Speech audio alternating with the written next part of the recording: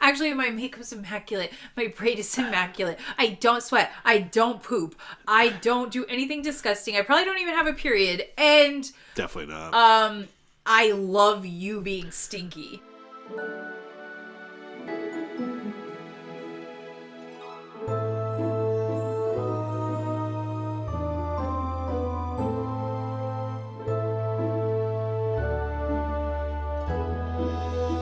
Welcome back to the Secret Confessor Podcast. My name's Lauren and... Oh my gosh. Oh.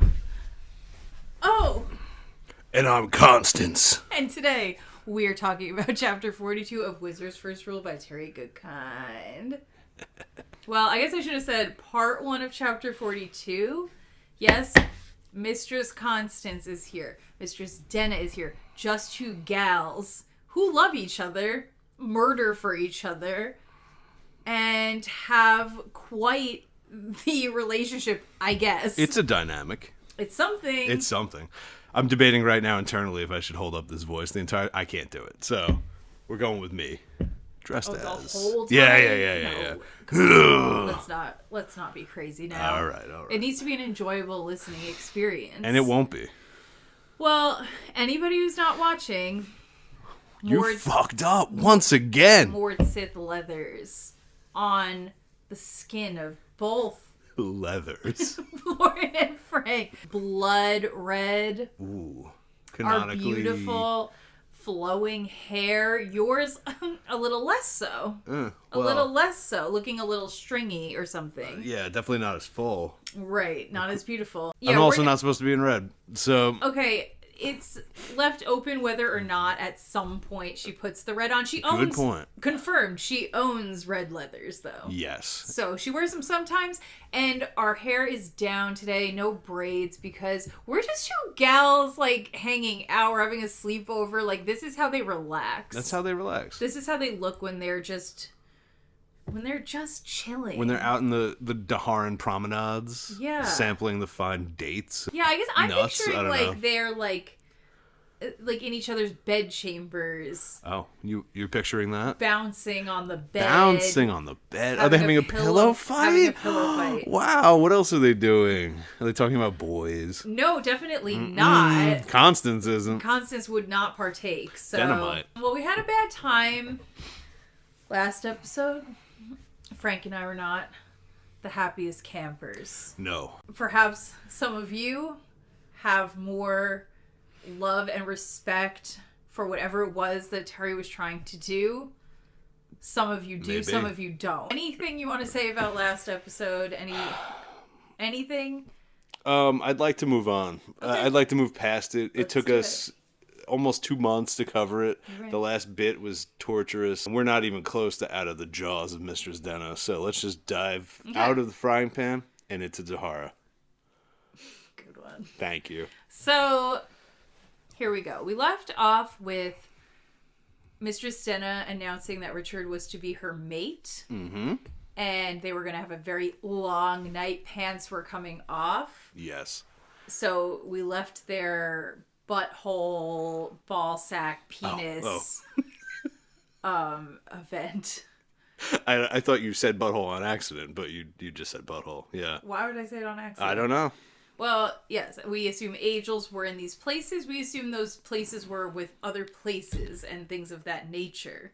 That's as explicit as we care to get right now. Something happened that night.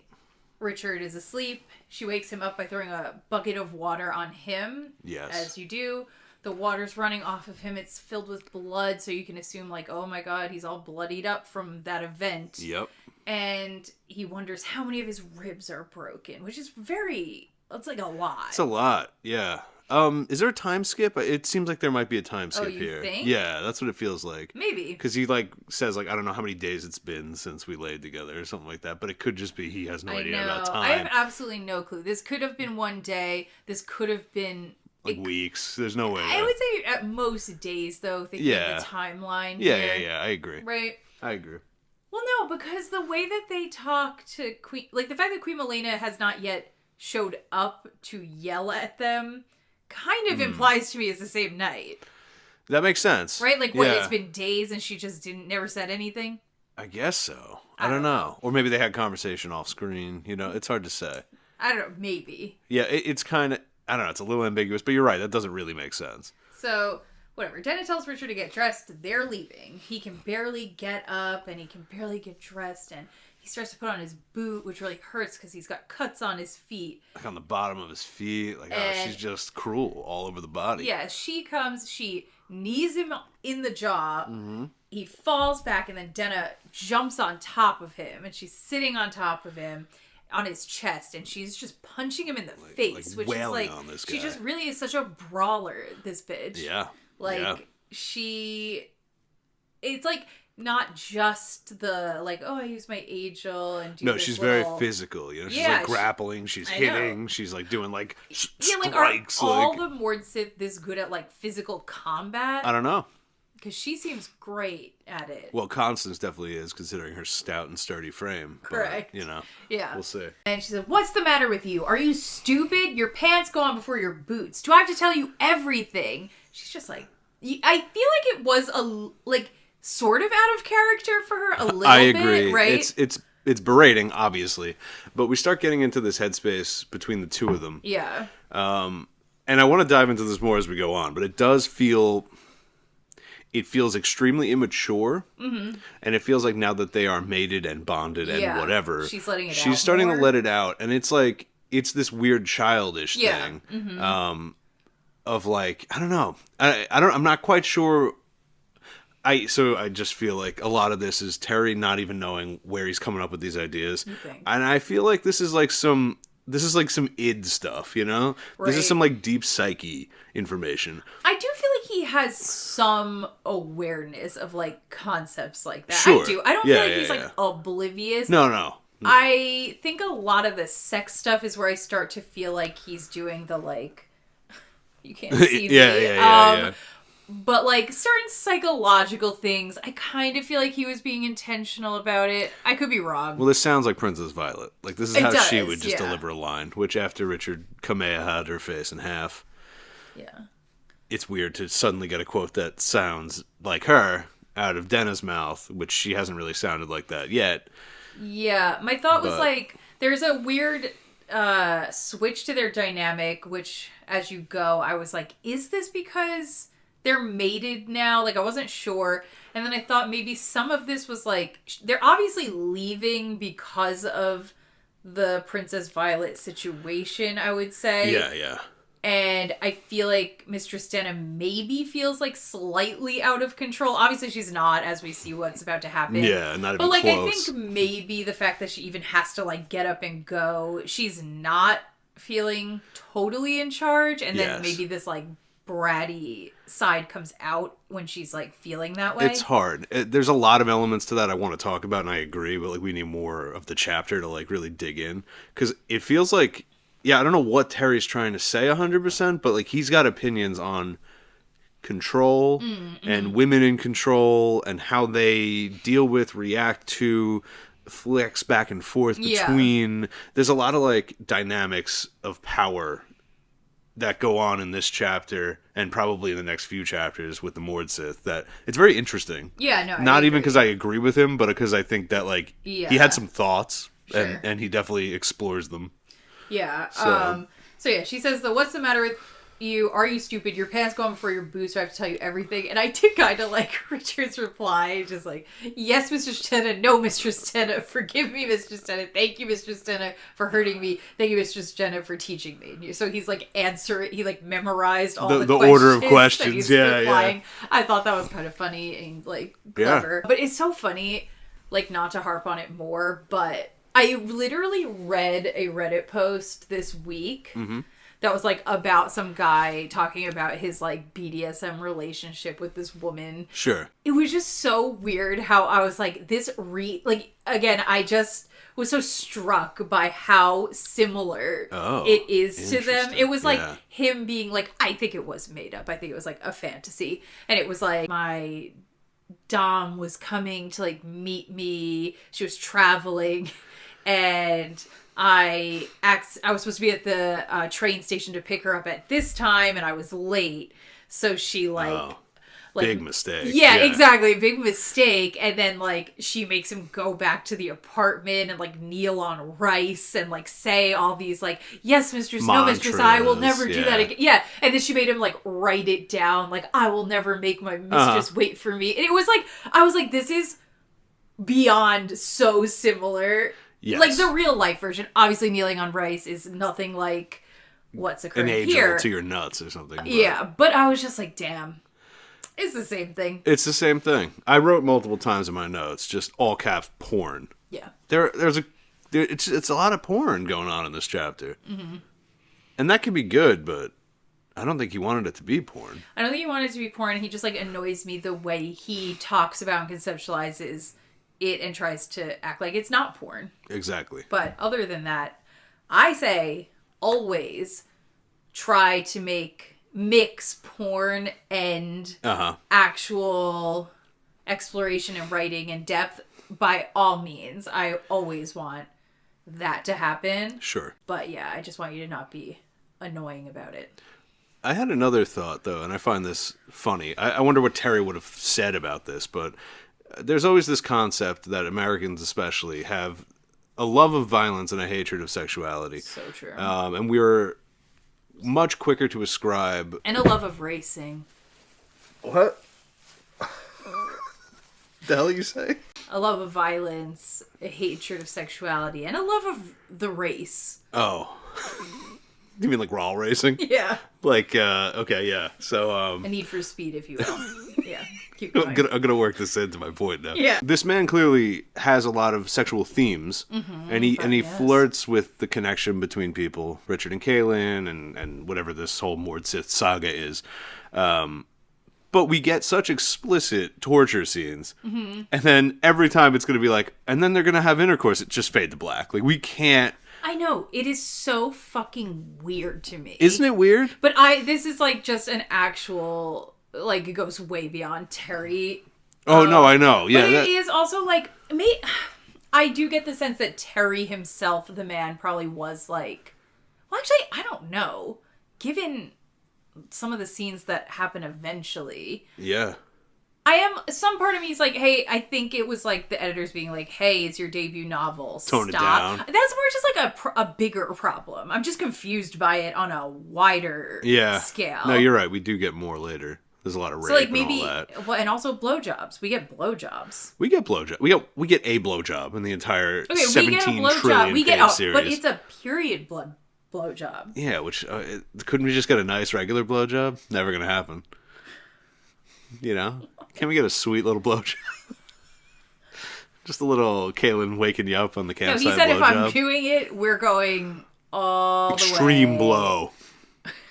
Okay. Anyway, yeah, I don't know what the fuck everybody's problem is. We press the button, we run away. We press the button, we run away. Yeah, you got the dopamine from the concept of me evoking it, and now we're done. Oh, you want graphic detail about this man bleeding out? Put it in. We're going to flay him alive, though. Like, it's like, all right, come on. I don't get it.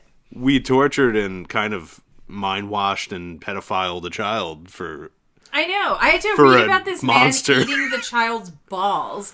But the fact that we were like, oh, what is sex like between them? Because, okay, I genuinely want to know. I'm like... Sex like between Richard and Mistress Denna. And Mistress Denna. Not Dark and Roland. Carl. Why do I have to hear in detail about how he's eating the child's balls? But I don't get to just find out, like, what the sexual dynamic and the feelings that Richard might be having due to it with Mistress Denna. Why not? Because it would have been infinitely more interesting. Like, at some point during that sex, like, does Denna break down? Is there vulnerability? Is losing his virginity? Is he losing his virginity this way? What's going on? What are they doing, and what are his feelings about it? We can't broach that topic, but I gotta hear about Dark and Raw eating testicles. Give me a break. Give me a break. I don't get it.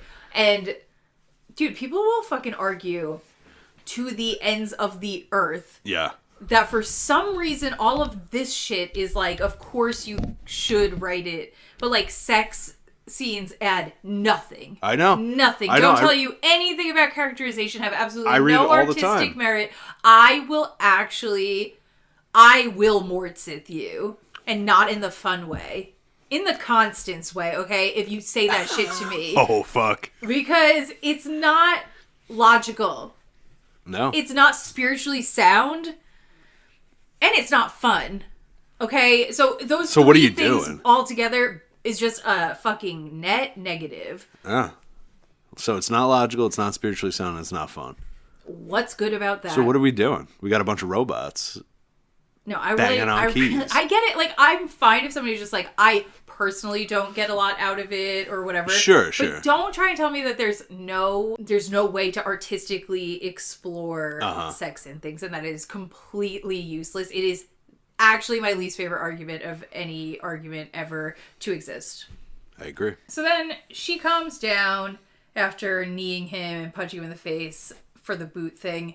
And she kisses him and says, "Come on, my love. You'll be able to rest while we travel." And yeah, so I just was like, is she being nice to him because he's fully broken? So she doesn't have to be as on top of his ass as she was previously? Or is it because they're mates and she has an emotional connection to him? This is why I thought there was more of a time skip. Because he does seem to be like broken. And I'm like, was it just that one fuck? I think it was more than a fuck, and I think he was already on the line, and then she found the most intimate, painful places, and I think that might have been the thing that tipped him over the edge. Yeah, maybe. Right? Maybe. And so they go outside. There's a carriage waiting for them. A guard opens the door. She throws the end of the chain that's attached to Richard into the carriage, and she tells him to get in. I kind of liked how she was like using it. Oh yeah. And the way that you're like, oh, that's interesting, because if that hits the floor, Richard has he's compelled to like move in that direction. Yep. And she hears somebody approach. And the Queen Milena, she's running out. XXL Picture her in her big Queen. What? XXL Queen. She's running out in her big dress. Yep. She has all of her advisors running after her. Yep. But she's bigger than all of them. Yep. What does that mean? Because she's so fat. Keep going. Does he say that? No. You're saying that? Yeah, I mean, he has characterized her as gigantic before, so I'm just harping on how big she must be. Okay. Yeah. Belly swinging in the breeze, you know. Chill out. She's running out. The advisors, like little fools, running after her. Oh, bureaucracy. Oh, humanity. Oh, how silly and dumb it all is. I'm really getting it now. Now that I think about Queen Milena running with advisors behind her. What a symbol, right? What a fucking pure metaphor, actually. I sometimes sit and reflect on that image, yeah.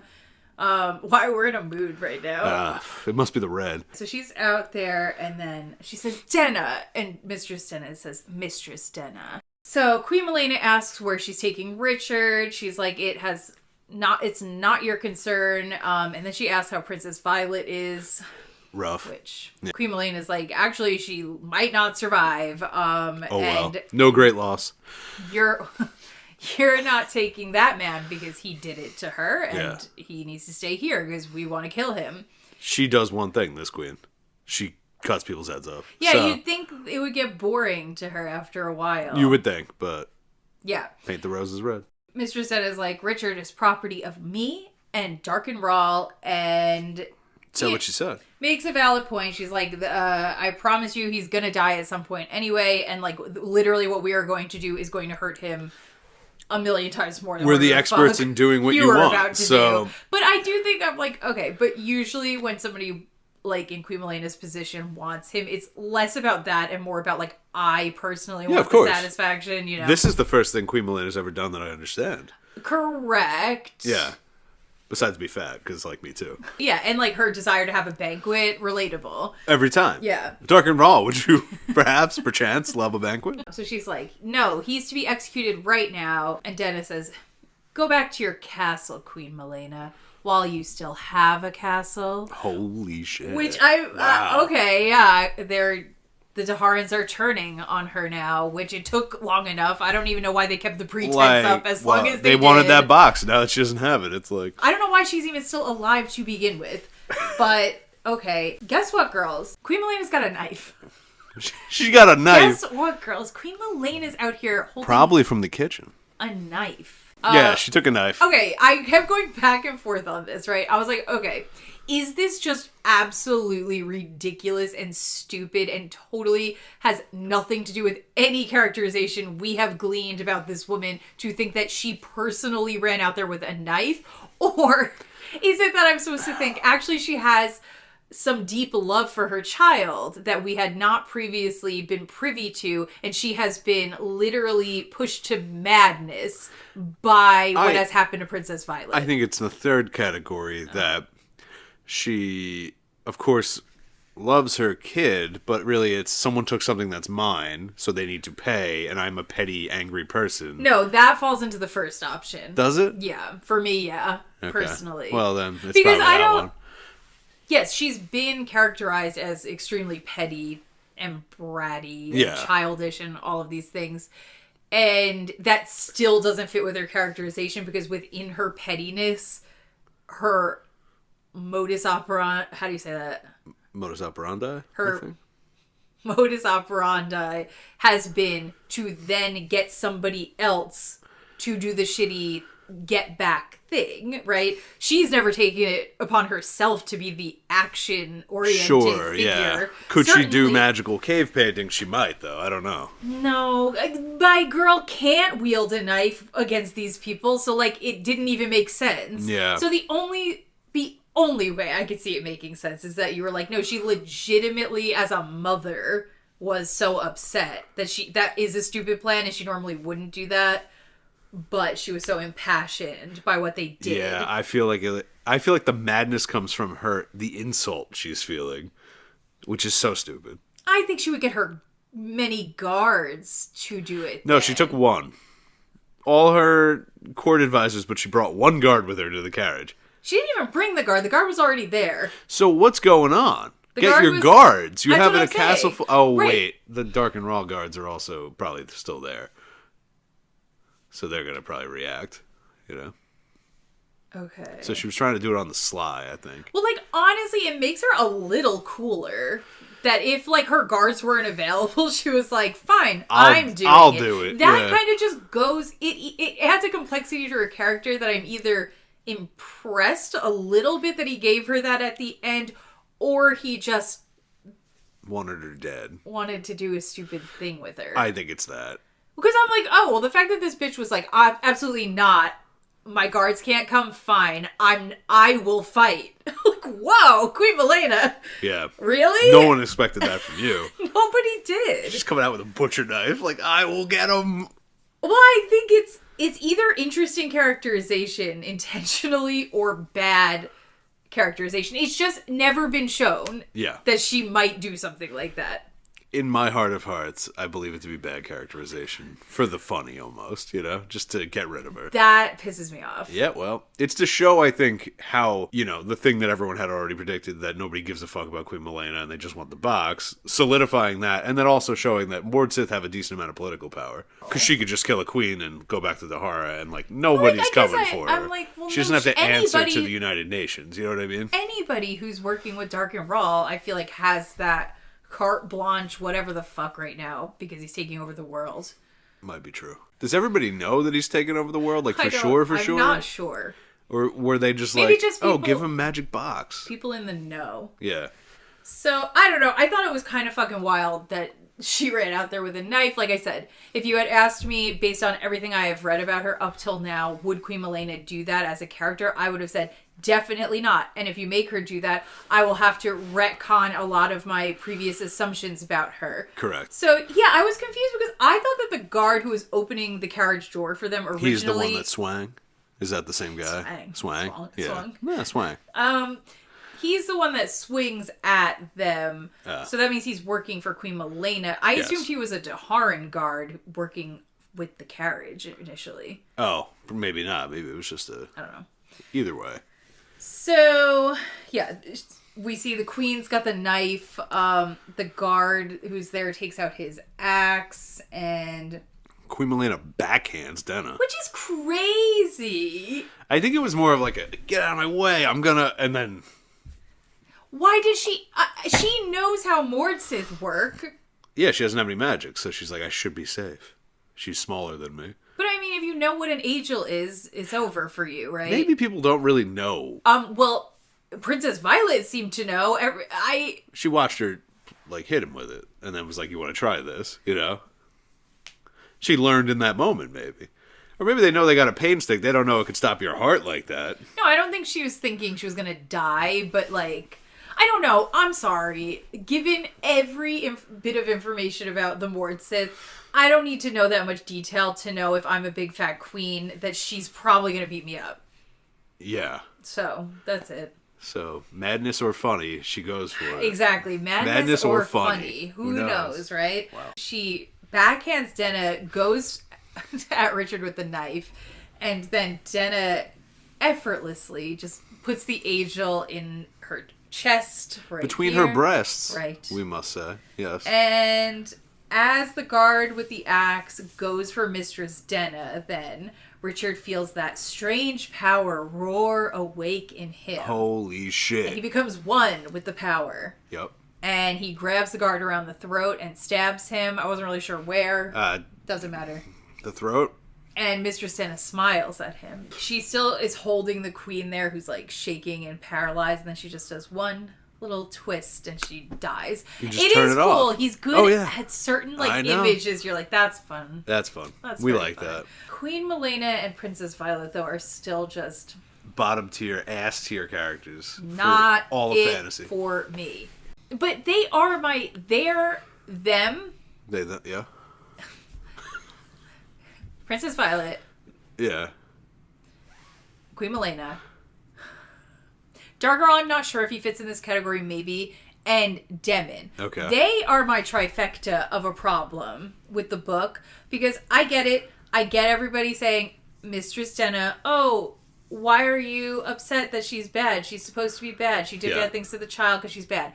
Okay, guys. But in the same book, you cannot keep asking me to go, real morally gray, complex, forgive, let's dive in, oh my god, what's the humanity of her and them and whatever. But this group of people, cartoons, and they're bad, and they're always kick her in the face. Yep. Destroy her jaw.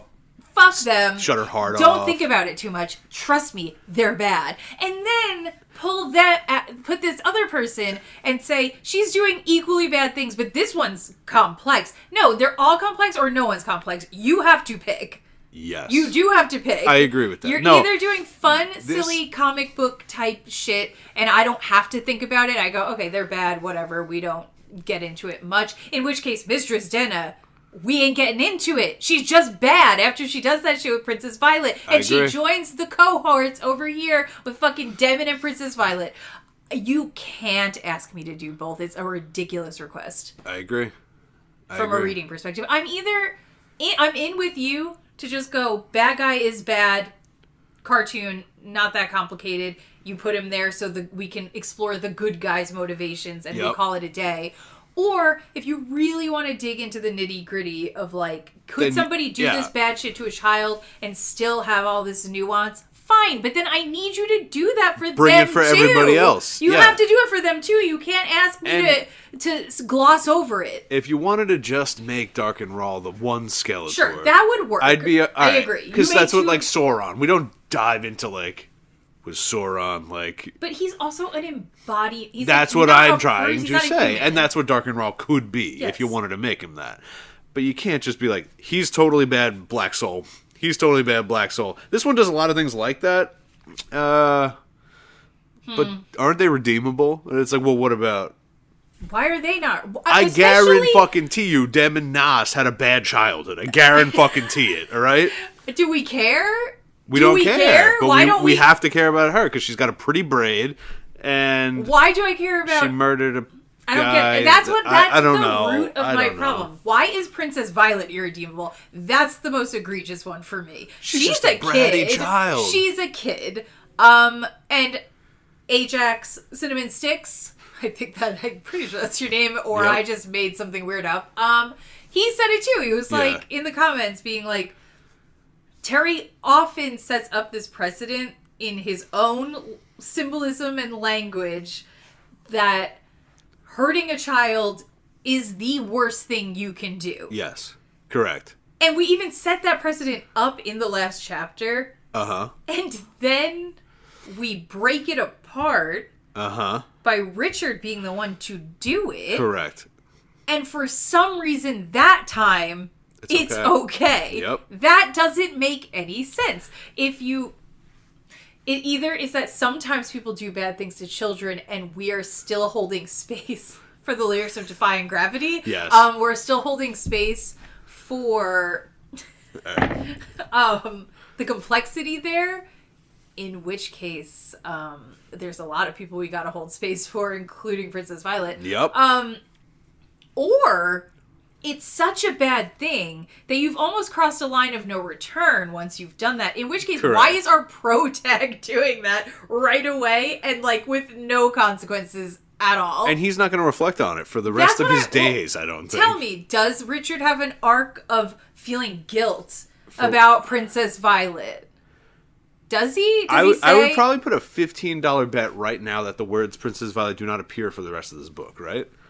It seems incredibly If I lose that likely. bet, I'd be happy to learn it. So, like, that's worth $15 to me. Sorry, if I control F, it's not there. Sorry about the rant. I guess I did have unresolved emotions about last episode. Denna has killed Queen Milena. And she says to the advisor, "The Queen's heart has given out unexpectedly. Please express my condolences to the people of Tamarang on the death of their ruler.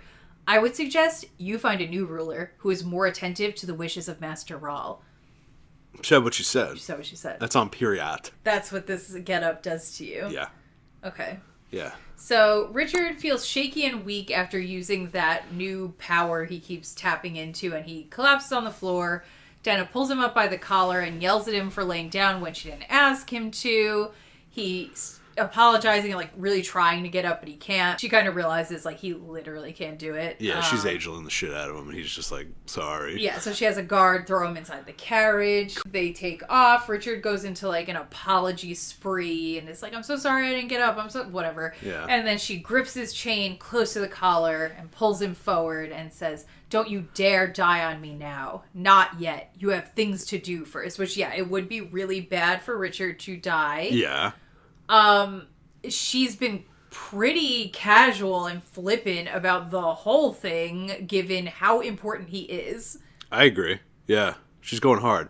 I mean, it says that she knows the ins and outs of that sort of thing. The Princess Violet thing, crazy. Clearly she's out of her depth with whatever the fuck's going on with Richard's power, though. True. So. That's true. But stop putting him in fucking situations like that, then. Get all of the guards to escort you to the cart so you don't have to kill the queen and make him fight for you. Idiot. Baka. All right. Yeah, because either the Taharan guards are there, and that's why Queen Milena's guards did not come with her, in which case, why did they not help her get Richard out? Correct. Or they're not there, in which case, why did Queen Milena not bring her guards? Okay. Yeah, she lays him across the seat in the carriage. She kisses him on the forehead. So she's being...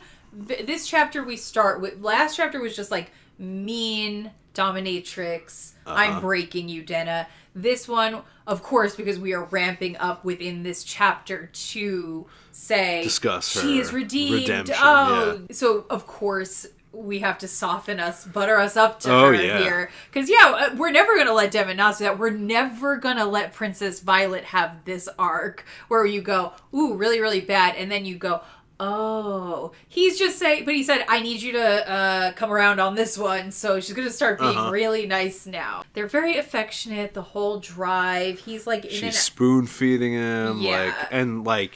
He's like going through like, it hurts so much it's not even worth eating. Like dying maybe sounds good, but her words of encouragement and doing it for her is the only reason he ends up doing it, which is interesting. Yeah. His brain's gone. Like he's unwell right now. Well, he did lock a bunch of himself away. And yes, he's that's like, true. That's true. I think it really worked. So every time they would go over a bump or something and he'd get scared and jolted out of his sleep, he'd like cling to her. And there's a lot of imagery that's very reminiscent of like him being a little child. Yes. Once again with a sexy red-haired mommy there to take care of him. Fascinating. Yeah, lots of motherly imagery. Remember Kaylin feeding him. Yep. Kaylin fed him. Yeah, Kaylin feeding him in the beginning. Then like showed up being his mom. That's that. Then now she was dressed in white. There's another mother figure here as well. It's kind of interesting. And then Denna has this also childlike thing that they seem to keep, like, kind of taking turns being, like, yes, unhealed children together. That's definitely part of the point, right? Yeah, but what is it? Why all the moms? Why all the moms? Why all the moms? He's saying something about women and mothers extremely hard, but I'm not no clue what. confident enough to make a definitive statement yet. Yeah, so he is just happy to be near her and ready to do whatever she wants. And again, his state of mind is very reminiscent of, like, every iteration of being confessed that we have been given. Yep. Like, that same, just like, I just want to be near her, you know, Brophy's soliloquy. Yeah. That's what I'm calling it. Yeah. Brophy's soliloquy really painted a similar picture, didn't it? It did. Yeah. I'm going to get that tattooed on my ribs. Oh, beautiful. Brophy's just howling at the moon and then just whatever the fuck he said. Yeah, right? Like, kind of along the edges of the, like in a holy script, shit. Brophy's soliloquy. I love that. And then, like, a big parchment with the, like, the text on it. Yeah. And then a moon here and then a wolf howling, like, covering some of the text. Yeah. Wow. Yeah. That would be gorgeous. And then Brophy's big-titted wife. Yeah, he wakes up at some point resting his head on her breast and she's stroking his hair. A lot of the imagery is very, like, La Pieta. Is that a crazy thing to say? No, absolutely not. Got, like, this big man. Well, yes, it's a woman, figure holding him. Absolutely, yeah, that's right on. Right, point. and, like, he's all Jesus injured. Yes. This definitely. Right, but this in Bible 2.0. Oh, it's in. Yeah. The La Pieta bot actually is going to be taking over downtown Tokyo. It's going to be wild. I didn't tell you about this yet. Yeah, don't worry about it. The La Pieta bot, can you talk to it? Oh, you can, but it just melts you if you have sin in you. It's a whole thing, all right? So, anyway, when he's laying his head on her breast... Yeah. He feels more of the welling up of his mysterious power. It's just gotta be love, right? Like, that's what this is. Yeah. What else? Yeah, it's gotta be love, and there's a decent amount of, like, how is he eroticism gonna move on, to it, for too, sure. Though. Yeah. How is he gonna move on from loving Denna back to loving Kaylin? I don't know. I guess when that the part that's locked away comes back, he's gonna be like, I just utilized the part of me that loved Kaylin to love you because I had to. He said he's gonna say red, white. That's what. Yeah, that's it. That's it. He realized he's like, oh, this power. Actually, I know this power. It's the power of the sword, but, like, also not. And then he's like, but Denna has control of the power of the sword, but this feels just like that. Is, like, half conscious and he's, like, playing with the power, and he can really kind of have control over it when he's doing that while thinking about how much he loves Mistress Denna. But then the second he gets, like, excited that he controlled it, which made him stop thinking about Mistress Denna, and then he no longer has control. So he has to, like, genuinely be in the flow state of loving Mistress Denna or Kaylin, because he did kick in Princess Violet's teeth because of the love of Kaylin, that feeling. And you do, and, like, fuck the kids, you know? But I thought it was kind of interesting. I don't know how this is all going to play out. Like, I don't actually know why he's able to have this new power. Yeah. But the way it was, like, described, where it was like, okay, Denna took the sword magic that he had access to. Yep. She has that. And now this keeps showing up. I kind of thought of it like the brain creating a new neural pathway. Wow. But, like, for magic, like, it was like his force of magic is so strong that it was like, fine, you took that one. It was like, I'll make a new path. There's Don't worry. many more. Yeah, like, I'll figure something out. And I think that's kind of a cool concept. Yeah, that's sick, actually. Yeah. I don't know if he's going to tell us that it functions in some way that goes against what I just said, but... Probably not. Whatever. I don't know. And then, so yeah, I was confused because he starts saying, like, as time on the trip is passing, his wounds are healing. I couldn't tell if they were saying, like, magically or just... No, I think it's just taking... How long? It's got to be, like, weeks, probably. Really? Yeah, I think weeks. so. Or at least over a week. And my dudes cracked ribs are healing. Healing, yeah. Not from magic. Listen, I don't know. I don't know if it's reasonable, but maybe. They arrive at the People's Palace of Tahara. Yep. And Richard is like, oh my god, it is even bigger than the biggest Tamarang castle. Huge. Which like, was just already stretching so into oblivion. Basically. Panis Rawl's castle is, you could abbreviate it as PP. So just throwing that out there. Penis Rawl in the PP castle. Okay, just that wasn't a note, all right? I came up with that right now. What a that discovery! Level of fucking just intense genius. That's what you got to deal with. I think it's interesting. Richard's like thoughts on. He really seems to like the decorating choices and such. Loves he it. comments Loves on it a lot. it. He really likes it. He says the castle was elegant and graceful. It was imposing, but not harsh and not forbidding. Interesting. So, Very. like, I don't know. I guess I don't know how far back this castle goes, right? Like, was Penis responsible for this? Probably not. Probably, yeah. Well, yes. I said probably not. He built the whole castle? Or is this, like, thousands of years old? You know, my brain says definitely not, but then I'm like... Maybe he did. Maybe he did. I don't know. I don't know how this... No, probably not. It's not probably sure ancient, right? Right, I don't know who we're complimenting. There's ancient Daharan, so that makes me... Yeah. As a language, that makes me think. Right, so I'm kind of like, are we saying something... Are we, like, doing something where we're, like, complimenting Darkin and the Rawls Or and are we his saying... part of his bloodline Yeah. where he's like, oh, I aesthetically, I don't know, like Fuck this with too? this? Yeah. Or are we actually saying there were, like, Daharans in the past who were good people I think that's and what we're saying, am yeah. admiring their handy...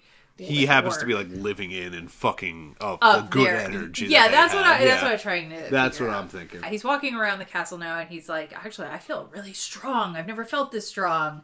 And I was just trying to figure out if it was something where like that magic waking up in him was kind of like doing something to pep him up. Maybe. Or was it just that he was like, I just haven't been tortured recently? It could be. The magic is so phallic too, though. The literal quote. When he's like in the carriage, it's like he lay against her, feeling the need of her.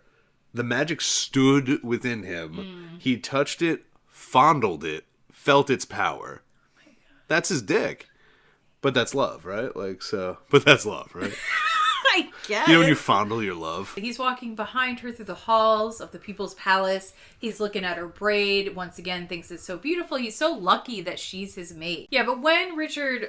he like has the power, he can like access it, then he drops it, and then he's like sad for a minute, and then he's like, wait, but actually why do I even want that power? I'm good. I love being her mate. She's so gorgeous, and honestly I don't even know how I would like make decisions without her. So yeah, he is broken. He's broken. In it. But the part of himself that's locked away touched the power. That's important. That is true. You know? It's still it was there. kind of like, huh. And then I feel like it analyzed it. It dropped, and then he was like, okay. Like, all right, I know where that is now. I know where that is. Yeah, like the hidden part is being a little strategic without him knowing it. Exactly. Which is kind of cool. It's kind of cool. I kind of like that part. So they go into a nice, like, wood-paneled room. Has a big bed, whatever. Denna says it's her room. If he pleases her, he will also be allowed to sleep in there. She hooks his chain to the bedpost, tells him to sleep on the floor. She's like, I'm really tired. I don't want to hear you talking at all. Shut up. And then she just lays down and goes to sleep. Passes the hell out, yeah. He's laying there, like, about to go to sleep on the floor. He realizes it's actually been a very long time since she has age-old him. So part of me is just like, it feels like this attempt to again be like, see, she's not so bad, really. Yeah. I don't know. That is a hard sell for me after Princess Violet. That's what I was trying to say. Yeah, we could have avoided that. But, yeah, I get it. Uh-huh. Sure, that's better than the time she was using it, but she also did do that thing to the child. So I'm still kind of like, that's nice. Yeah. That's nice and all, but... It honestly feels to me, especially in contrast with Constance, so we'll get into that in a second, but she's just horny about torture, and I don't know if that makes it better. No, you know? I don't know. I was trying to figure out, like, was he trying to create a jug? Let's wait till we get to Constance, because I have thoughts about that I'm confused by. Obviously, yeah. All right, so he doesn't want to get age-old awake, So he wakes up first. Yeah, and then here's the bell ring. Oh, Denna wakes up. The bell. And she says, we're going to morning devotions, and then we'll train you. And they go to, like, this courtyard, like, open outside courtyard that has, like, these pillars with arches on all four sides. The center square has white sand, which Dark and Raw likes that shit for the spells. And it's also important in the future. But yeah. Raked in concentric lines around a dark pitted rock. I was curious, like, do you think he had a concept here of, like, exactly what all of that was, like, representing? Yeah, so I kind of went into it, like, I mean, you have, like, elements of, like the Alhambra almost, like mosque architecture. Oh yeah, that's true. And then you have Zen sand combing, so like and like Buddhist almost. Buddhist, so it's really just giving just the Far East. It just feels like a xenophobic it does. othering of a place. Yeah, the rest, like, you're just like, oh, okay, so you're just like doing the call to Mecca.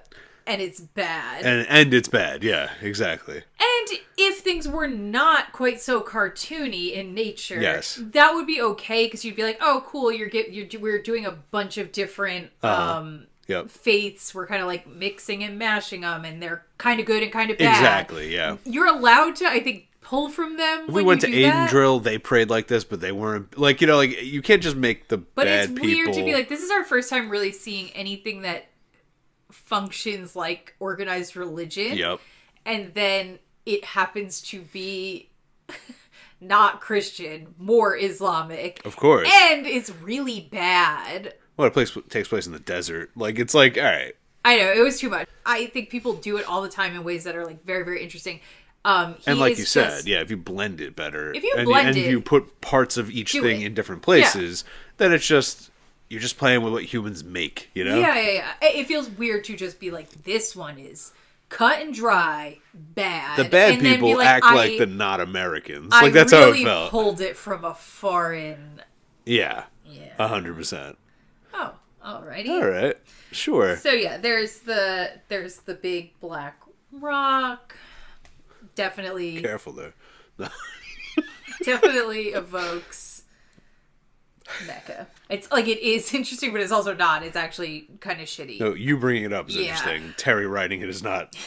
It's shitty. Yeah. On top of the rock, there's a bell, and so the people are all. They all have little tiles, which again, it's too similar. Everybody's on their knees, bent forward, with their foreheads touching the tile that they are on, and so I think that's a thing that is real that. People do. Master all guide us. Master all teach us. Master all protect us. In your light we thrive. In your mercy we are sheltered. In your wisdom we are humbled. We live only to serve. Our lives are yours. That was pretty good. We nailed that. Wow. Okay. That was take one, everybody. I've never said that aloud. No. Imagine we practice that. That would be bad. Our lives are yours. Yeah. Because I thought that your life is your own. Rise up and live it. That's what I thought. Well. So then he must be bad. This yes, must correct. be bad. But to be fair, that book hasn't been written yet, so you're right. Richard hasn't even spent 600 pages carving a statue to come to that conclusion yet. Okay, I feel like he's gonna say it probably before that. Maybe. We'll see. Richard and Denna join in. Initially, he doesn't say the chant, and then she's like, "You earned yourself 2 hours of training. You better say it." And so he says it, and then I guess they chant. He says for about 2 hours. Yeah. This seems really long. The fact that they do it 3 times a day is crazy. That's most of your day. So that's 6 hours a day. So even if you wake up at the crack-ass dawn at 5, let's say, right?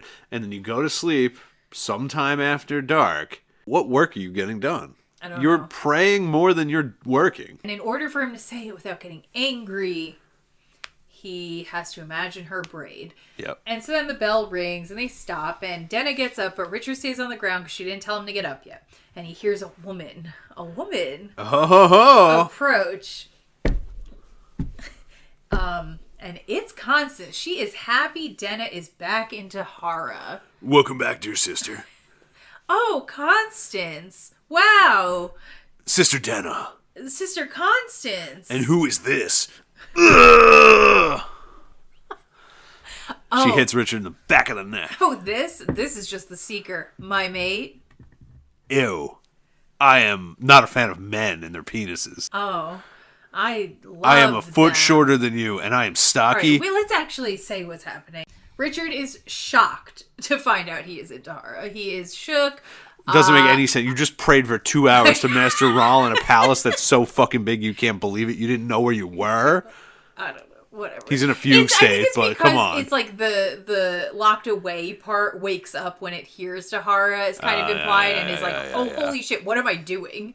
And then kind of like goes into the background again. Denna says that it's so good to see Constance, and Richard can tell that she actually means it. So Denna likes Constance. Yeah, okay? She does. She's got a fondness for her. Right. Yeah. And Constance touches the angel to Richard's neck, and he can tell by the way it feels that it's not Denna. And what have we here?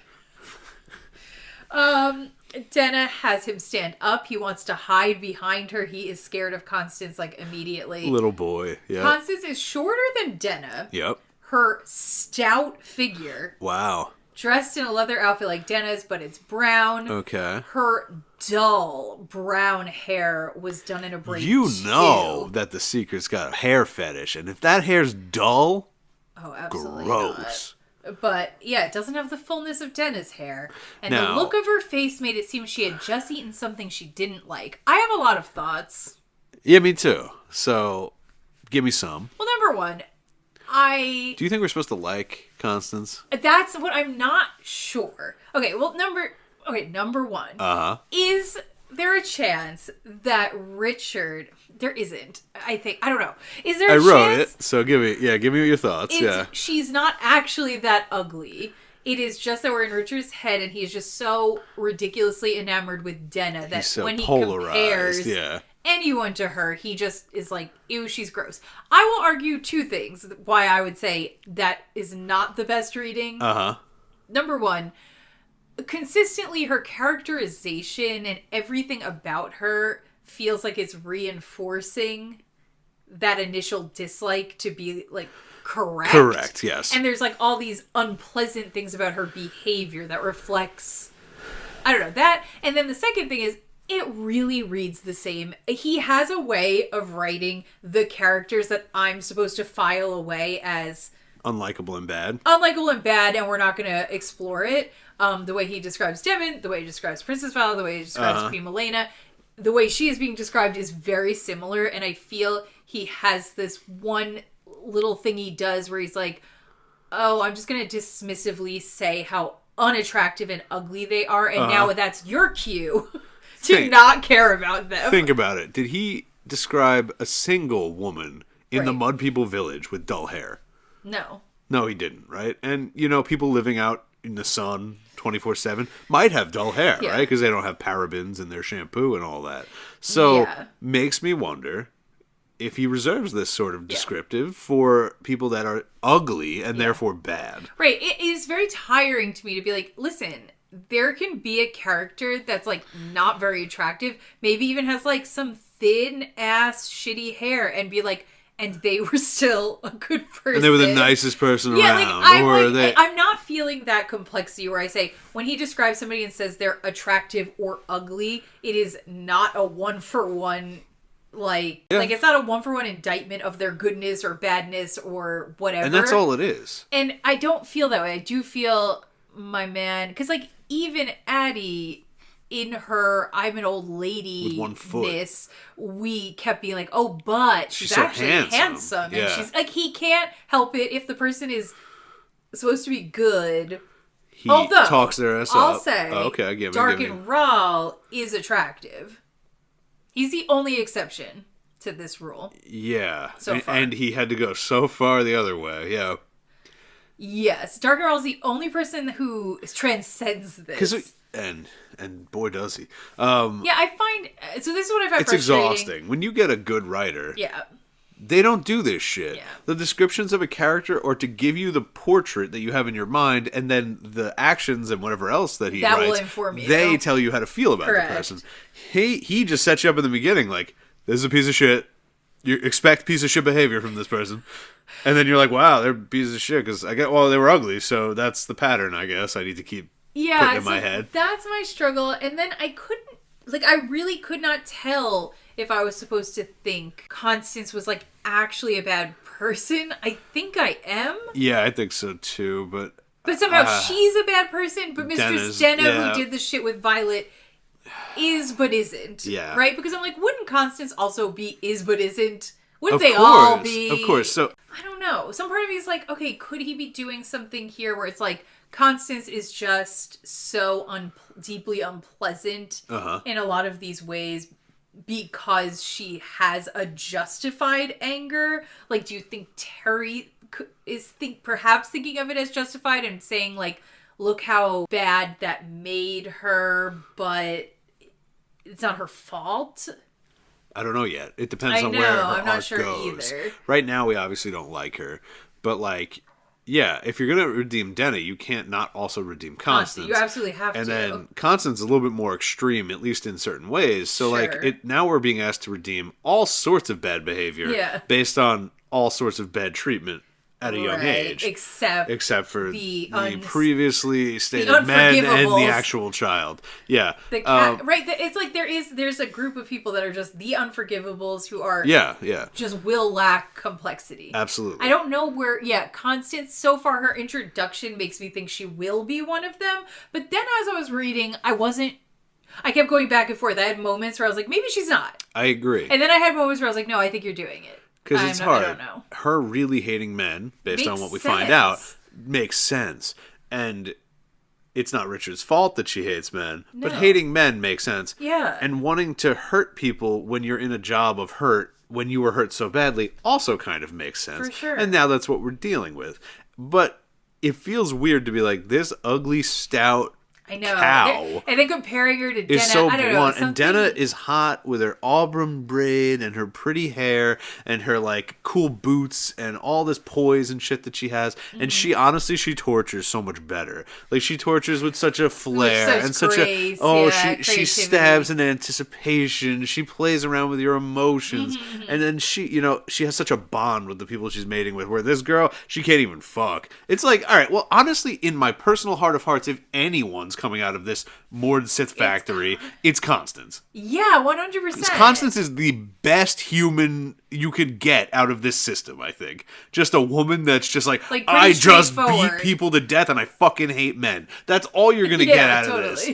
If anyone survives, it's Constance. Yeah. You're not getting a Denna. I agree with you. Unless Denna walked up to Mord Sith's school being like, teach me to kill. Knock, knock, knock. Hi. Let me in. I'd love to hurt people. I'd love to boobily torture you. Let me in.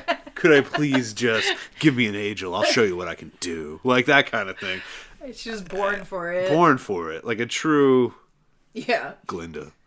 Oh. I have a wicked joke coming up. Do you? I do, in my notes. Wow, I didn't write one because I thought you'd scold me for it being too timely. It is, and again, I said, fuck your Barbenheimer jokes, and when I go back sometimes and I'll like go through our episodes, when I hit that one, I was like, yeah, you know what, this is dated. Yeah. And this is going to be dated too. Are we getting a Glicked?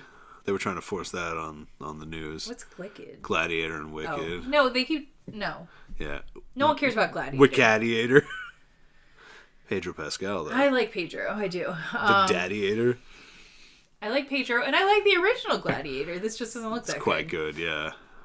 Just don't make a Gladiator 2. What are you doing? Make a Bible 2. Give me your money. Call it Colosseum. Colosseum! Right? Wow. I actually like that, yeah. Chariot. That's good. Yeah.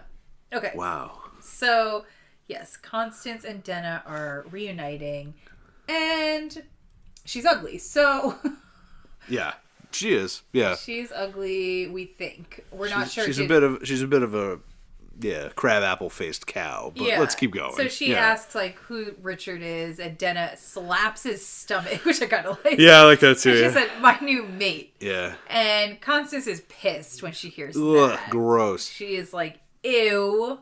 Constance clearly has a little bit of a crush on Denna. I would think, yeah, like right? a little, but it could be like a platonic kind of like love. Who's to say? I mean, I don't know if Constance just hates men or if Constance's whole sexuality is offline at this point. That seems valid. Yeah. And she's like, I do not understand how you can even stand to take a maid. It makes me like literally feel like I'm going to throw up. And I kind of understand. So far, that makes sense. This girl was raped at like between 12 and 15 with like an angel. So like, I don't know. Yeah, but you know what? People do kind of split off into those two directions. Hypersexual often. or asexual, yeah. Yeah, where they're like either repulsed by it if you have a lot of trauma, or you might be like, I need to reintegrate it, so now I'm like obsessed with it. Sure. It's possible. So it's fine that they have. I understand both of their opinions. And she's like, yeah, Seeker. Constance is like, the Seeker. That's a pretty impressive Pretty good catch. grab, yeah. I like how they're just talking about like humans they've stolen. Yeah. She's like, oh, look at that. Pretty good. She's like, oh, that must have been really difficult to catch him. And then Denna's like, actually, no. He's from Westland. He doesn't know anything. And he used his magic right away. And they're like, LOL. Yeah. And then Constance goes, no. Which I think was kind of funny. And my immediate cringe, though, at the fact, once again, that if magical dominatrixes existed, the Westlands would know about them because the boundary went up 50 years ago. That's true. He doesn't even know magic is real, though. So, like, we're so many layers away. I know, that's the problem, is he does things like that, and then he buries it with so much more stuff that your brain can't keep track of all of those problems. Yeah, it's like, wow, this is another egregious problem due to the fact that you fucking made it a timeline of 40 years. Like, I don't know why. If you made it like 300, I wouldn't blame anybody.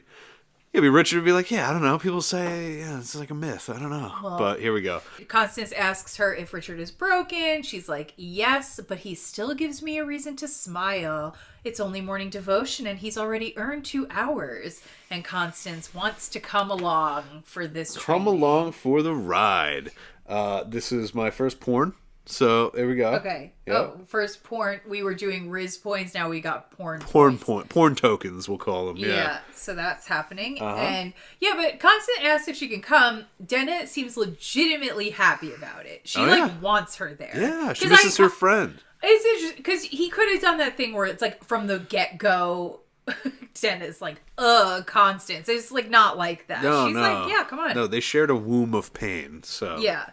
And she says, whatever is mine is also yours, to Constance. And Richard is so angry that Constance is getting involved. And he thinks that Denna's braid. He's like, fuck this. Yep. And Denna says, actually, you could try him for a night if you want. Ugh. Ugh. Denna. Ugh. Never try, never know. Keen. Ugh. Yeah. She says, I'll have my pleasure from his flesh in other ways. Great. Cool. Yeah, whatever. Yeah. Also porn, but whatever. Yeah, true. Yeah. So Constance like, okay, I'll go change into my red leathers. Uh-huh. And then Denna's like, no, you don't have to do that. Keep the brown on. So unlike you, sister. I have my reasons. Besides, Master Rahl sent me this one. Oh. Master Rahl. Master Rahl. We best do what he says. Kind of. Naturally, you'd think. We just spent 2 hours with our head on the fucking pump. It's doing nothing for them. Did jack shit. Yeah, you'd think that would mean a lot. This is their god king, and to be honest, he is kind of a god king. I know. He can go to the underworld and change things. Constance seems totally like she's like, she does not give a fuck. I like sticking my angel in buttholes too much to care about God. Okay, also. This whole chapter really, this is where I started thinking about it. Yeah, tell me. Calls into question, what is Stark and Rahl waiting for at this point in regards to talking to Richard? Drama.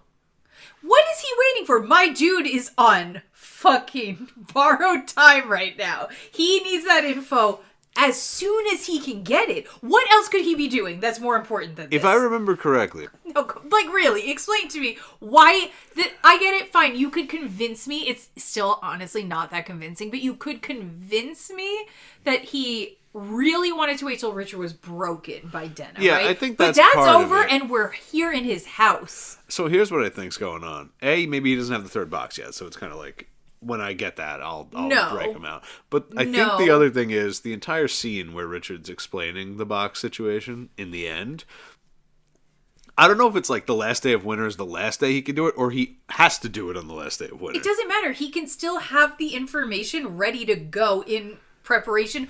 Every day, even if you don't have people torturing my man to the brink of insanity where his heart might give out randomly, he might just, like, literally imagine for me that you need that information from him. He's ready to give it to you. He's upstairs in our home. Would some part of you not be like, he could just randomly die? You would worry even about without people torturing him. He could just drop dead, and then could. the information goes away with him, and the world ends, and I die. Zed could send a poison missile to kill him from God knows where, too. I'm saying, why? You would be like, let me get the information as soon as I can, so I have it. Then whatever happens with him. I don't care anymore. It makes no sense to wait longer. Every day you wait, he could die. It's drama. He's so dramatic. Stupid. He wants it to be like, yes, fate, all of it coming to me. Stupid. Oh, I have the confessor here. I have the seeker here with all the information. I have my mistresses. It's the last day. Oh, I'm going to get it in just in time. No, it's dumb. I think Dark and Raw, the second she showed up, he would have said, bring Richard to me right now. Get 22 scribes ready with their quills on the page. We're going to take it all down. I'm going to say, get all of it written down, and then... Whatever. Do it every day for a month. Make sure he says the same thing. Thank you. That's listen, we're just thinking of good things, and he's eating child balls, so I don't know. I don't know. True. So they go into the training room. Constance trips him on the way in. What a bully. Yeah. Ugh, and he gets mad, and then the sword magic hurts him, and then he's like, oh, and she's like, Yep. Because, also so, porn. Here's porn. Yep. Denna puts him in a device that has his hands behind his back, wrists and elbows tightly I would not be together. able to do this, by the way. It'd be I keep bad. thinking about it. Like, there's no world in which I can be tied like this and my shoulders aren't just going to immediately come out of the socket. Yeah, Denna said, actually, I'm a shibari master. Oh, yes, shibari. She tied him up. It's like attached to a pulley on the ceiling, and they crank him up with everything tied behind his back. And he's like, this already hurts, and nobody ate This sucks. Yeah. And so Dennis sits in a chair to watch. My favorite part was like, he's like, oh, no one even hit me yet, and it hurts. He's like, his mood darkened. Dude, it's like, where's your mood at this point? You don't have a mood. Your mood should be in the fucking ocean at the bottom. Like, what are you talking about? It darkened. Oh man, this days can only get worse. It's like, yeah, man. Well, no, because like I think he's had like this big reprieve recently, so I think your mood would actually come back a bit. And then it Yeah. sours again. So Richard notices Denna's always smiling when she trains him, and Constance never does. Oh. She went about her work like an ox at a plow. Wow. Likes hair coming loose, and she's sweating. Ew, gross. Ew. Denna would never sweat. Never. Denna likes Richard's sweat. He's the only one sweating. That's crazy. Crazy. Right. He's like this gross, disgusting beast who's sweating. She's like, actually, my makeup's immaculate. My braid is immaculate. I don't sweat. I don't poop. I don't do anything disgusting. I probably don't even have a period. And definitely not. I love you being stinky. Yep. That's the dream girl right there, everybody. I mean, like, if I had to make up the dream girl, that's it. I don't know. It's not my dream girl. Sorry to say. Yeah, I know. Yeah, it's weird. So I didn't know how to feel about this. Like, obviously, we've already set her up as being, like, stout, not sexy, not pretty, works like an ox, sweating. But you're like, especially here, you're like, well, some of this is just very reasonable, like, human attributes that one should probably not feel bad for. I don't know. I wasn't sure if I was supposed to just take it neutrally as like, okay, interesting stylistic difference, interesting response to their trauma, or if I was supposed to have some little bit of me be like, Denna's better, ew. I think you are. I even if he didn't intend it, you do, kind of, like the way he writes it. So it's like, it's weird, because now, what are we supposed to feel in terms of what they've gone through, right? The Mord Sith journey sucks, right? What's happening to these women sucks unilaterally. So the fact that one is uglier or stouter or shorter or has duller hair, and it's weird to be like, she's not as good at it. You know what I mean? That's this constant on top there's of like everything. He's implying there's some sort of grace to this torture. Well, there could be. There could be an art to this. There absolutely could be, and there's no reason the hot girl needs to have that art and the ugly girl doesn't. Her angel, the way she does it, her touch never varies. It's always hard, harsh, and angry. There was never a pause, no anticipation. He never had any time to rest. But she didn't draw blood. I thought that was kind of interesting. She's not allowed. Oh, that's why they're not wearing the reds. Right. Only when you wear no blood. Red, I see. That was Denna's wish. Gotcha. Okay, so she would have. Absolutely. It would just be like, just blood everywhere. Right, yeah. I kept being like, there is something interesting about it, like the different styles and everything. I didn't dislike no. exploring that. The pain magic system, yeah. Yeah, my thought just was, I don't like it as much if there's a hidden or not hidden, if there's any like implication that I'm supposed to go like, loser, you're bad at this. Like, I don't know. If it actually is just a neutral sort of like, here's one style, here's another style, that's intriguing. I don't like the placing a value judgment on it so much. Yeah. And I couldn't tell if I was supposed to. There's a weird element too when you're kind of like, what they're doing is dehumanizing, right? Like that is the intention. So they're making people eat on the floor. They're doing all this stuff. Constance beating men into submission and making them into dogs. Yeah. Makes sense. Fucking those dogs is weird. So that's what Mistress Denna now is kind of like, no, literally, I am like, what are you doing there? But they're trying to. Terry's almost trying to spin that as a positive. I'm not. Yeah, he kind of is, because I do think it's complicated, right? Because I think I said that in one of the other episodes. I was like, it seems weird to even want to fuck the person you're putting in this position. Yes. On some level, granted, I guess not. People do role play things like that often. So clearly there is, though, a horny element. No, there is. Yeah, to definitely. It. Yeah. In a real situation, there's something really deeply unpleasant about it, and you're more fucked up than her, who's actually morally keeping this consistent, where she says, I genuinely believe you're beneath me. And therefore... And you are, and I'm training the humanity out of you because that's what I was trained to do. And complex about being like, that's what I'm doing to you, but obviously I also view you in some way as a figure to be loved and...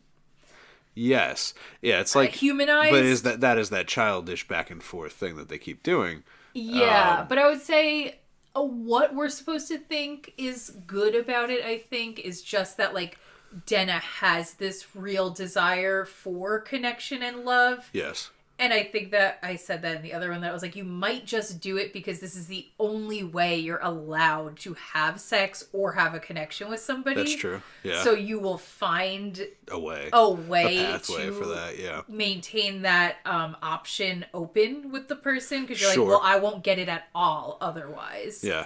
Or but I do think there is something that really makes sense about Constance being like, no, the whole point. I find it gross because I don't fuck animals, which is what I'm making them into. I don't fuck things that are that low beneath me. Of course I don't. But she doesn't fuck things at all, and I guess you can't. So it's like, it's this weird chasteness. We don't know what she does with the other ladies. Well, that's true. I don't know if they're well, yeah, I don't know. I don't know. So Denna's smiling while she's watching. Constance says he takes it really well, Richard, and that most of the guys she's doing it to recently just immediately can't take it. And Denna offers to show her where Richard doesn't like it. And then you kind of see her artful, beautiful, cunty version of word-sithing. The weaving in and out, the building anticipation, and then striking, and she's like a snake. Right, I can picture it. I can picture somebody who's... I like all the different styles. I kind of like that part. Of course. It's fun. Yeah, it's fun. And it's porn. It's definitely porn. Yes. I wish I had your talent, Denna.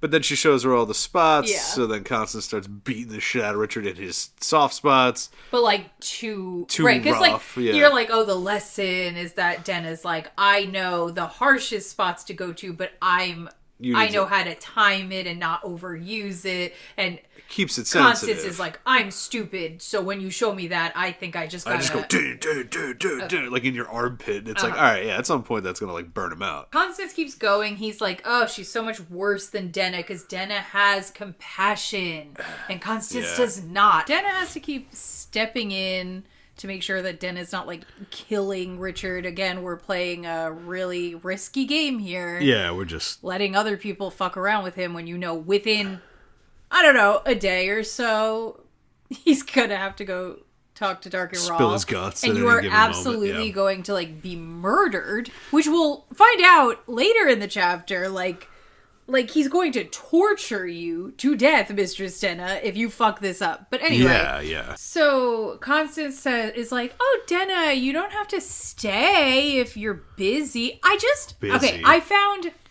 Yeah. The description of Constance in the beginning, again, tipped me off to like, okay, unforgivable cartoon girl. Yep. And then the way she acts starting right here and for a little while after is that style of writing again. Yep. Where, like, it's so stupid to have it be like, I went from, hey, I want to do X to him. Yeah.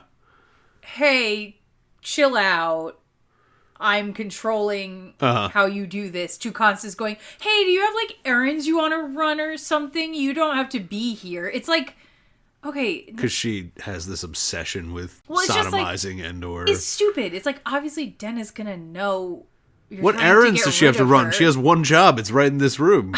What do you mean? It's just stupid. Yeah. And then Denna's like, oh, another time maybe, but I want to stay today. And then Constance grabs Richard's hair and pulls it back. And he's like, oh no, she's trying to do the angel in the ear Which move. you know, Richard's ready to jerk and die. Then they have this little back and forth. Should we act it out? Don't do that, Constance. Why not? Surely you've done it. Yes, I just don't want you to. That's all. Master Rawl hasn't talked to him yet. I don't want to take any chances. Let's do it together. You and me at the same time, like we used to. Unlimited. Our future is unlimited. And together we'll be the greatest team there's ever been. Glinda. Wow. Yeah. I mean, it's really, that's what happened pretty much. Kind of what happened. And Richard's hand behind his back like, that was pretty good. That's pretty good. Wow. Yeah. That's a good I just one. thought the plea, I don't know why I have Wicked on the brain, the plea to be like, come on, like me and you like together, we used to. we could be so powerful putting limitless angels in ears together. Wait, could we change it? What? Could we make the lyrics match? Together we'll be the greatest team there's ever been, Denna. Angels in ears, the way we plan them. If we work in tandem, there's no man we cannot break. Just you and I, breaking men. Just you and I, breaking men. We're gonna break them down. Wow. Do you feel powerful? This is so timely. This is gonna go viral. I don't think so. This is going nowhere. I don't know what you're talking about. And nobody in all of Tahara, no Master Rawl that is or was. It's my sincerest hope that is not in the video. I don't know what amount of it will be in the video. I desire none of it because some of it will be that I have entered a new realm. What a sick husband I am, Jesus. Why? Because you're so cool. Because I'm dressed like a dominatrix singing the sickest song a dominatrix could sing. What are you talking about? I don't know. Stream Wicked. I'm holding space for them streaming Wicked, though. I'm holding space for that edition of Wicked that we just came up with for the board Sith. You think? Like an alt scene? I'm holding space for it. Oh, yeah, you're going to hold a lot of space. Would Denna sing Popular to Constance? Probably, yeah. Right? Yeah. I'll show you which shoes to wear. How to fix your fucking hair, Constance. It really fits their dynamic. It's really giving Glinda and Elphaba. Wow. But timely. I mean, I don't know if Constance is gonna pull it together to have her own No, I don't arc. think so. No, the problem is we put everything good in the pretty one. Once again. Yeah. Terry watched Wicked, and he was like, if Terry watched Wicked now, he'd be like, now that one, she's the real good star, and that green one, gross. Glinda's hair is so much nicer than hers. She's clearly the good girl. I would simply make the green one bad. Yeah, you see? I make the green one bad. Terry talks like that. I would simply make the green one bad. I don't know why no one ever thought of that. Make the green one bad. She looks like a villain. Easy. And then go driving away in his race car. Okay, so yeah, we did the scene. So anyway, but this scene's fucking stupid. Let's get back to it. Yeah. Why does Constance not care? I don't know. About the wrath of Dark and Raw. I don't know. And then later in the chapter, none of it makes sense. Why would you not give a shit? You would care a lot. If he finds out, she literally just said, oh, Master Rawl really needs him for something very important. What if we murder him right now? Terry thinks anyone that's bad is also childlike in a way that makes them incapable of planning their next move. I know. So it's just like, she's like, I don't like that you have a mate because I'm bound with you and we kill men and it's gross that you're having sex with him. So I hate him. So can I just kill him? I know it's important to Dark and Raw, but right now I can't care about that. If they exist to be in service to Dark and Raw, they are horrible tools if they don't care about Dark and Raw at all. Well, it took them 30 years to break and train these Mord Sith, and 6 hours of devotion a day later, they still don't care. I don't know what to say. Well, and that's one thing, like, okay, you could make a commentary on that, like, being like, despite all of it, it didn't work. Sure, that's not what's being done. But then Dark and Brawl would cease to have reason to utilize them. Yeah, correct. Because it didn't work. Yes. And you don't need all these theatrics and torturing. You only would do it if it worked and gave you style points. But, like, why would she not care? It's like, Constance, if you do that right now, you will die. You're definitely dying, and I'm probably dying. Don't you care about either of those things? And then why doesn't she... I guess I was so annoyed by the way it was written with, like, her being like, oh, surely you've done it. Yes, I just don't want you to. Master hasn't talked to me yet. I don't want to take any chances. The dialogue makes it sound like she actually isn't saying it for that reason. It's like... Yeah. Your hair's coming out. It's all right. We're so deep. Like, they're trying to make it sound like, oh, Denna just doesn't want to do it because she cares about Richard, and she's using that as an excuse. And it's like, that should not be an excuse. It should actually be the entire crux of your argument, even if you do care about Richard. Correct. You should be like, are you stupid? Because actually, we'll die.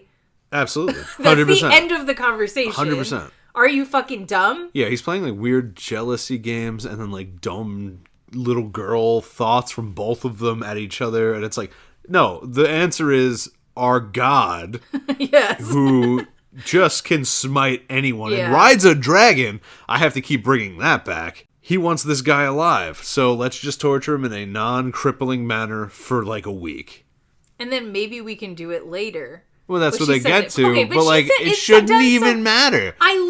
I'm sorry, I do think if Constance said that, said, how about murdering him? If I were Denna, I would say, are you dumb? Yeah. That would be my response. So, yeah. So then they go to lunch. They go to Panera. No, but we should say, she says, like, oh, well, can we do the angel ear thing after Dark Girl talks to him? She's like, sure. Probably, yeah. Right. That would have been your opportunity to show hesitancy in a way. Sure. Right? Because if she was still being hesitant after Dark and Rawls talked to him, you're like, oh, that's her attachment to Richard. Of course. Her being like, no, I'm attached to him. Let me use Dark and Rawls as an excuse makes no sense because it's not an excuse. It is the answer. You have no self-preservation at all. Nope. Okay. So yeah, she's like, please respect my wishes. Don't use the angel in his ear. Blah, blah, blah. Yeah, cool. Yeah. And yes, then they go to Panera. And yeah, Richard once again admiring the beautiful interior design. Yep. The dining hall was tasteful in its simple style of frame and panel oak over a white marble floor. Well, we don't have nature, so we got to describe the surroundings. So they eat, the Lord Sith eat soup. Richard's order ahead doesn't go through, unfortunately, so... Soup, cheese, brown bread, and fruit. That literally is a Panera order. I know, it's a Panera order. You pick two, if you will. Oh, wow! Although, they got I'm putting the bread and the cheese as a sandwich, because you can't get the fruit and the bread on the side. You can if you...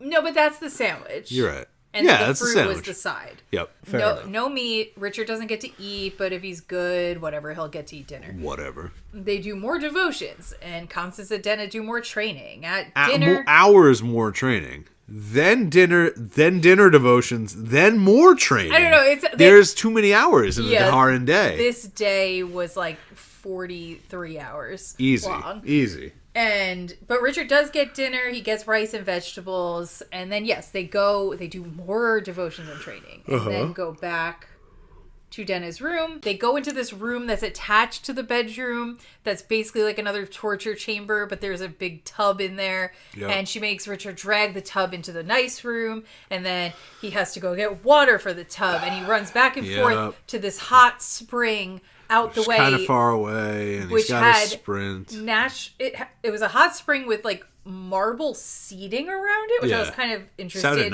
to know what we watch there. Oh. What are we watching? Makes you wonder. Well, maybe it's like a spa type thing. Maybe. Yeah. It sounded sort of like a orgy theater. Theater. Oh. That's where they perform Lord Sith Wicked. Yes, absolutely. Orchestra seats are crazy expensive, though. He's helping her wash herself and washing her hair. And she asks, "You don't like Constance, do you?" And then I liked it. It's funny. Richard's sort of like, "I don't know how to answer because I can't lie. That's bad. But also me saying I don't like your friend is bad too." So then he says, "I'm afraid of her." And Denna smiles and says, "Clever answer, my love." And so you're like, oh, they're spending a lot more time together, not just doing pure torture time, right? They're talking, whatever. This, I'm sure, is pleasant for him in comparison to being tortured. And she says, "You aren't trying to be flip, are you?" And then he says no. And Def not. Yeah. That's the truth. So she's like, okay. And then she's like, "You know what? You should be afraid of her because she hates men.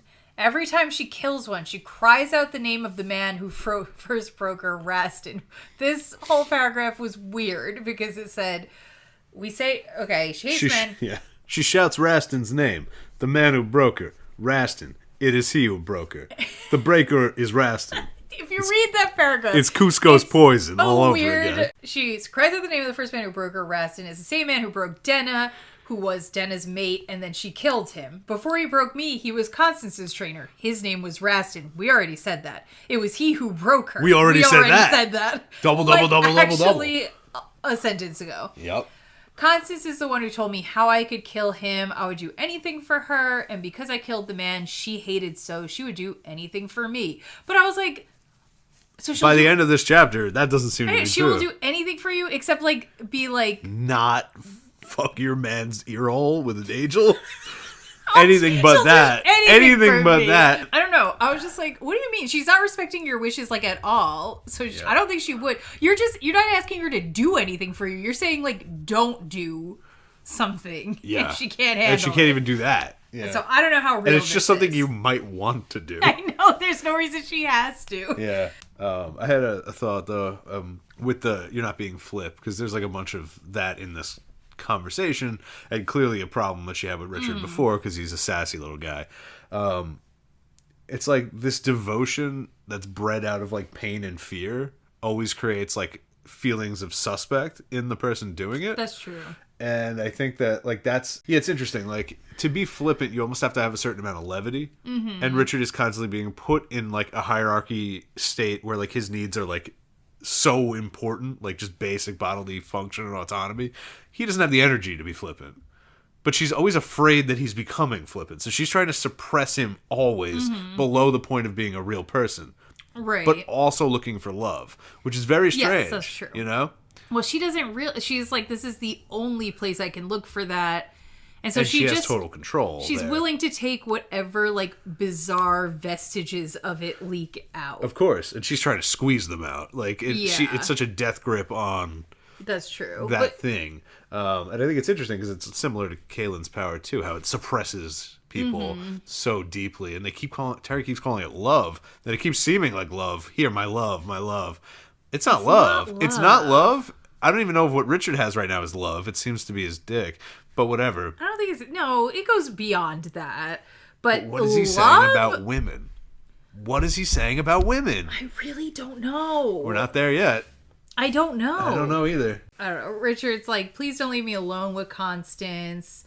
And then he's like, I won't. She's like, oh, I won't. As long as you're very attentive to your duties. No, don't do it. Don't do it ever. All. It has nothing to do with that. It has everything to do with fucking Dark and Rahl. Richard should realize he's got a lot of power here right now. Apparently, there's a way he can get himself killed just by fucking around. I don't know. Well, he doesn't. Please don't leave me with her. Please, and then just like knock her piss pot over and just do a bunch of like weird shit. So she's like, I am leaving you with her, and like, good.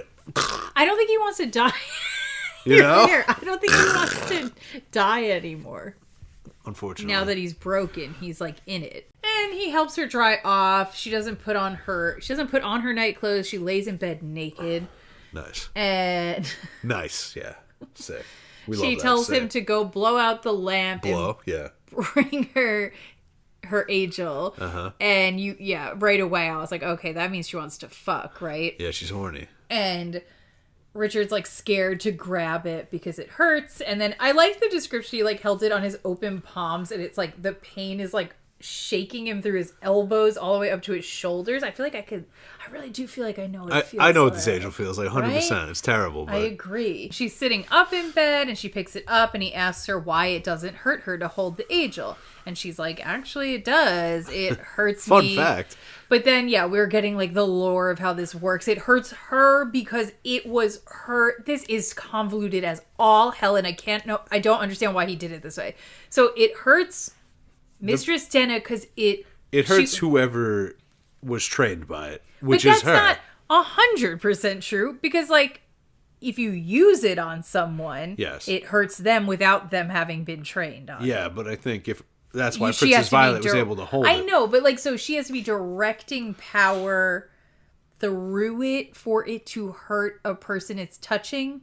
And it will only hurt you to pick it up if you've been trained with it, but it will hurt you if it touches you and someone who has been trained with it is wielding it. It's very... Oh, wait, no, but Princess Violet wasn't trained with it. It didn't hurt her, and she was able to direct it. So, no, that's not true. So touching the point to someone will automatically cause pain, but holding it doesn't cause pain unless you were trained by it. I'm sorry, that doesn't make sense. It's stupid. Silly Billy. No, like, because it would be one thing if it was like, if Princess Violet couldn't use it, it didn't hurt her and she couldn't use it, that would make sense. You'd be like, it hurts you when you're trained with it and you can use it to hurt someone else if you've been trained with it. Good. Yeah. Uh-huh.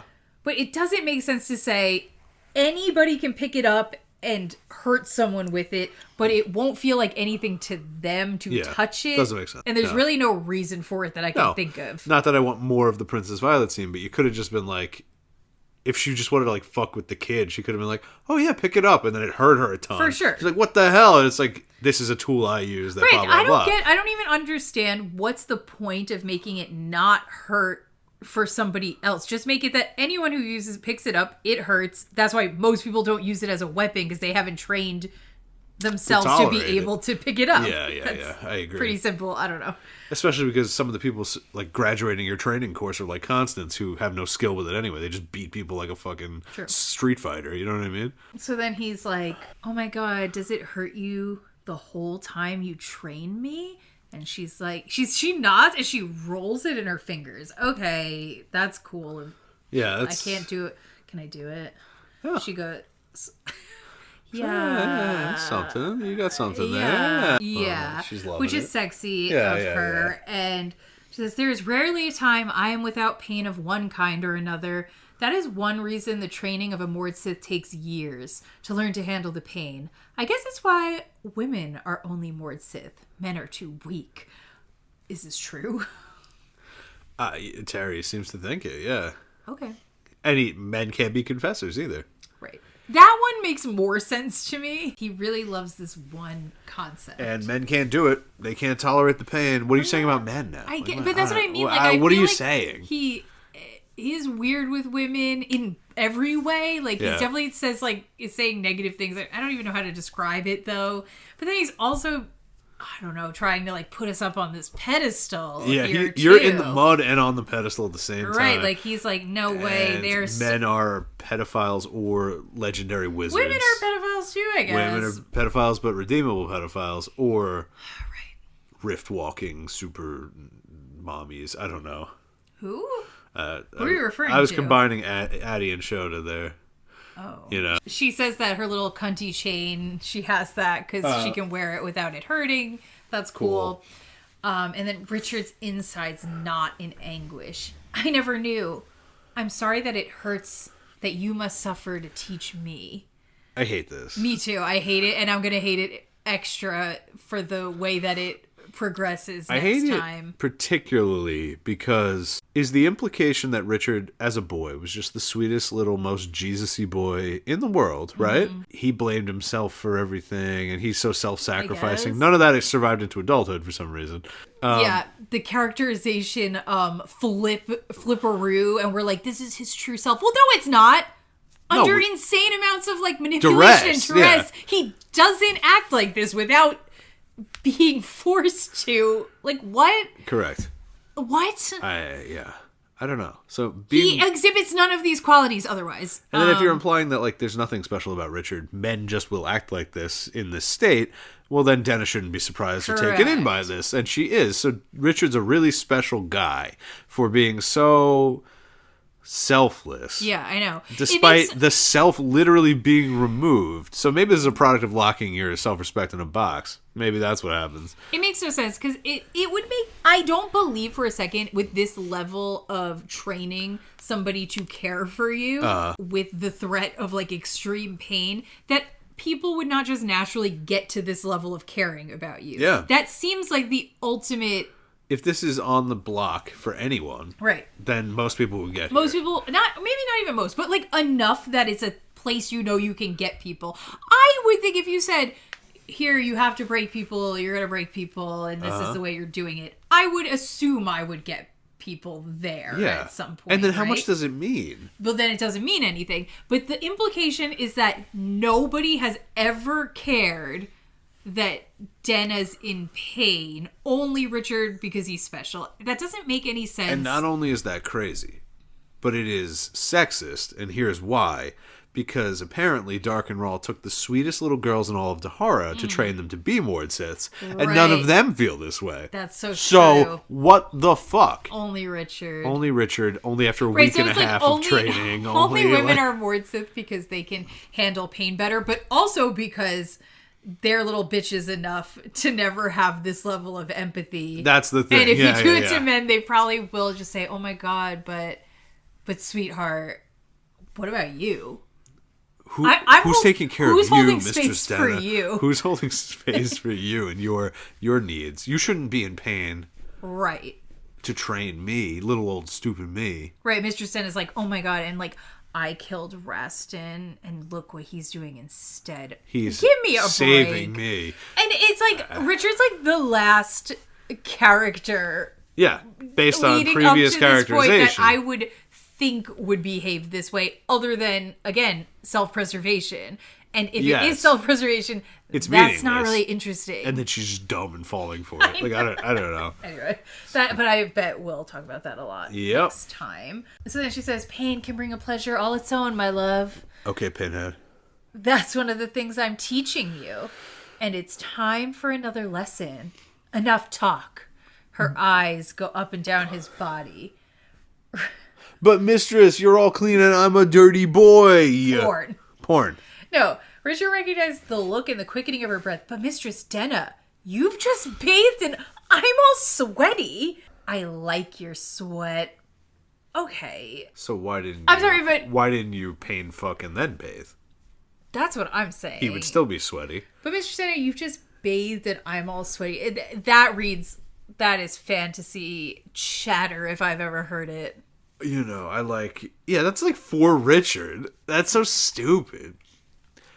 I want my girls being clean, and I want them to want me being dirty. Oh, what a good idea. Mistress Denna. She likes the sweaty boys, but she'll be clean. She's a nasty, nasty She's gal. got pretty hair, and it's all nicely tucked into a good little braid. Mistress, you're just so clean and perfect and don't smell bad at all and gorgeous and have no blemishes whatsoever, and I'm just a big, nasty boy. Gross, stupid, idiot boy. That was the chapter. Well, it wasn't. No, it wasn't. I'm lying. That was not the chapter. Halfway that was point. the sword break point in the chapter. Yep. I think this will be 2. This is 2. Should we put them out with our sexy angel In the mouth? Yeah. Dear listeners, I like sweat. Good night.